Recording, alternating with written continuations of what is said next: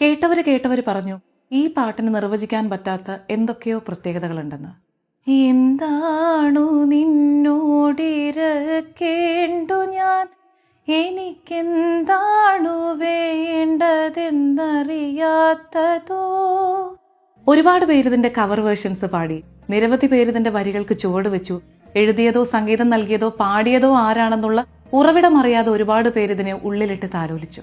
ലോകത്തിന്റെ എല്ലാ ഭാഗത്തേക്കും ഈ പാട്ടിനെ ഇത്രയും ജനകീയമാക്കിയ ആ ശബ്ദം പ്രിയ വേണുഗോപാൽ എന്നുള്ള അനുഗ്രഹീത ഗായികയുടേതാണ്. പക്ഷേ ഈ പാട്ടുണ്ടായ കഥ തുടങ്ങുന്നത് അങ്ങ് തിരുവനന്തപുരത്തുനിന്ന്.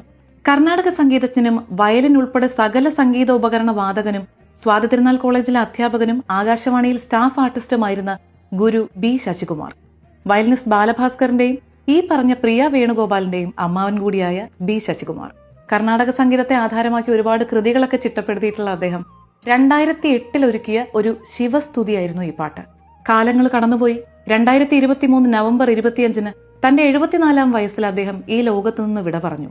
അതിന്റെ 41-ാം ദിവസം തന്റെ ഗുരുനാഥനും അമ്മാവനുമായ ബി ശശികുമാർ എഴുതിയ ആ ശിവസ്തുതിയുടെ വരികൾ യാദൃശ്ചികമായി കയ്യിൽ കിട്ടുകയാണ് പ്രിയയ്ക്ക്.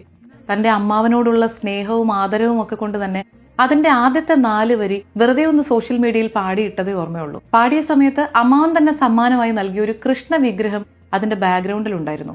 കാഴ്ചക്കാർ അതുകൊണ്ട് തന്നെ ആ പാട്ടിനെ ഒരു കൃഷ്ണഭക്തിഗാനമായി ഏറ്റെടുക്കുകയായിരുന്നു. പിന്നെയോ അതിന്റെ ബാക്കി വരികൾ എവിടെ, മുഴുവനും കേൾക്കാൻ ആഗ്രഹം തോന്നുന്നു എന്നൊക്കെയുള്ള ആളുകളുടെ നിരന്തരമുള്ള ആവശ്യപ്രകാരം ശിവസ്തുതിയുടെ വരികളിൽ ചെറിയ ചില മാറ്റങ്ങളൊക്കെ വരുത്തി പ്രിയ തന്നെയാണ് ഇപ്പൊ നമ്മൾ കേൾക്കുന്ന രൂപത്തിൽ അവരുടെ യൂട്യൂബ് ചാനലായ ദച്ചുവും അമ്മയും എന്ന ചാനലിലൂടെ ഈ പാട്ട് റിലീസ് ചെയ്യുന്നത്. എന്താണു നിന്നോടിരക്കേണ്ടു ഞാൻ, എനിക്കെന്താണു വേണ്ടതെന്നറിയാത്തതോ. ഭവാൻ എന്താണു നിന്നോടിരക്കേണ്ടു